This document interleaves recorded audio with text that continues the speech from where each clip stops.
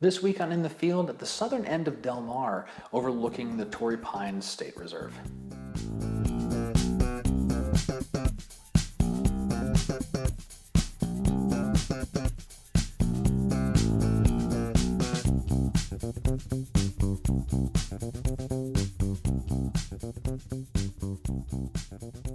Hi everybody, my name is Scott Davenport, and welcome back to In the Field. This is a show where I take you with me on a photo shoot and then talk about some of the thought process I have while I'm on location and some of the things that went through my mind and why I chose to frame things up a certain way or set the camera another way and so forth.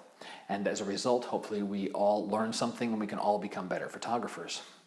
So this go round, I went to the Torrey Pines State Preserve, actually just north of it at the southern end of Del Mar. And there's some, the cliffs and the bluffs you can climb up, and there's some hiking trails around in there. And there's some really nice views of certainly the Pacific Ocean, as well as looking to the south to Torrey Pines itself. And well, let me just show you where this is on the maps, and I'll show you some footage from the outing.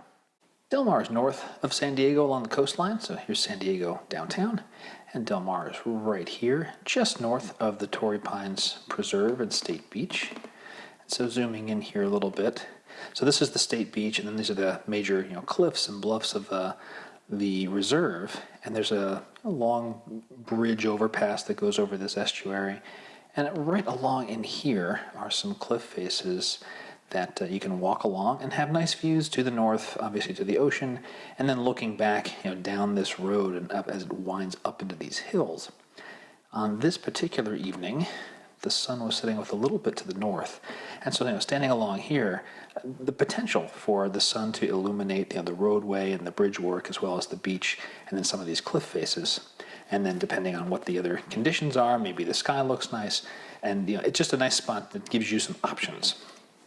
On the maps itself, here's San Diego downtown, Torrey Pines area, and then this spot right in here is where I was walking along. And I'll switch to 3D. Let's see, there we go. And not too much elevation there, but you can see if I were to be standing along this edge looking to the south, this is where this roadway goes along, crosses this estuary, and then climbs up into the hills. That provided a possible shooting opportunity, as well as to the north. Less interesting, there's a railroad track that runs along here, so there's a trains go by periodically, catching those, and then of course shooting out toward the ocean, trying to find something for a foreground element. I'm up on the bluffs overlooking Torrey Pines State Beach, which is just beneath the bridge there, and it's shaping up to be another pretty cloudy evening. We'll see if this is anything like last week. The marine layer is going to block out that sun, just like that big cloud's blocking it out now. But I've come up here for a few shooting options, and I'm going to walk up and down the edge of the bluffs here, and depending on what I can find for a foreground subject, I might shoot one of the Torrey Pines, the namesake here. Or if that's not working out, if I can get high enough, I may switch to a long lens and shoot the expanse of the this roadway and this bridge, zooming down and then climbing up into the Torrey Pines Reserve itself with the sunset happening off to the right-hand side here. So I've walked further up the bluffs, and I like the silhouette of this tree, and the sun's going to be going down behind it. This should make for a very nice shot. Unfortunately, there's something I don't like, which is this looks like a bird feeder. It's actually something to trap certain beetles during this time of the year. I guess they destroy some of the vegetation around here. And I've chosen my spot. I am going to stick with this tree, but I'm really going to de-emphasize the ground. And I've been able to frame things up, so I've been able to push this this little beetle-catching hut thing in the very lower left corner of the frame. I'll show you the video right through the camera here. And that should make it either something I can easily deal with in post, or if I really need to, crop it away. But I like the where the sun's coming down on that spot.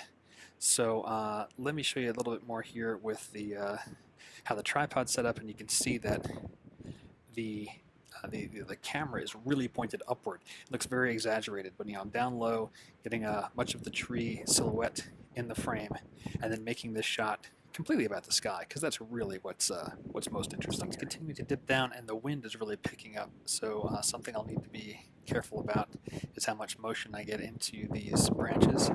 It shouldn't really be that much of a problem since this will come out as a silhouette.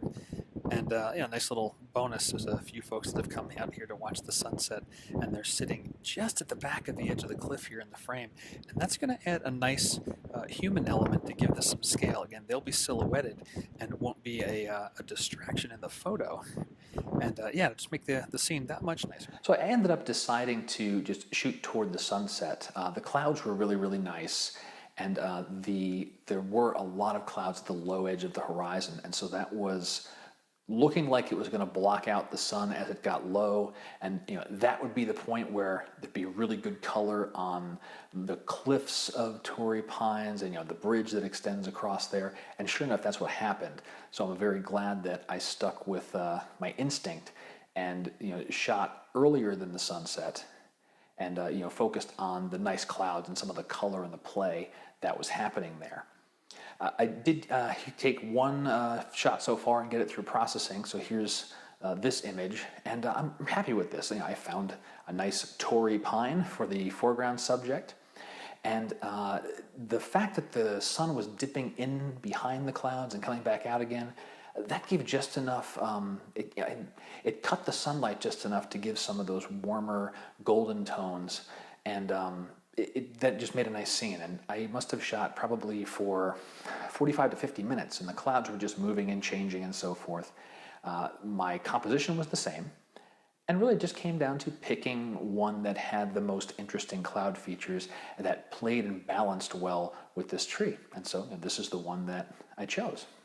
So the tip of the week, landscape photographers, we always focus on the golden hours, those moments just before sunrise and just after sunset. Sometimes those aren't the best times given conditions that you face in the field. And that's exactly what happened to me on this shoot. It was well before sunset was the best conditions on this day to come away with, the best shot with the best light.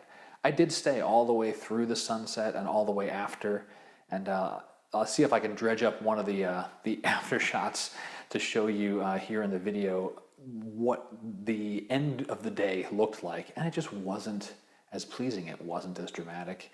The light just wasn't there. So golden hour is great, but you don't always have to limit yourself to just shooting golden hour. It's always good to show up, well before or well after the prime hour for shooting landscapes.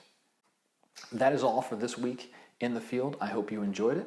Be good to hear from you. Feel free to reach out, contact me through my website or through social media. All of my links are on my site there. And in the meantime, get out there, do some shooting, share your work, and I'll see you again soon. Thanks.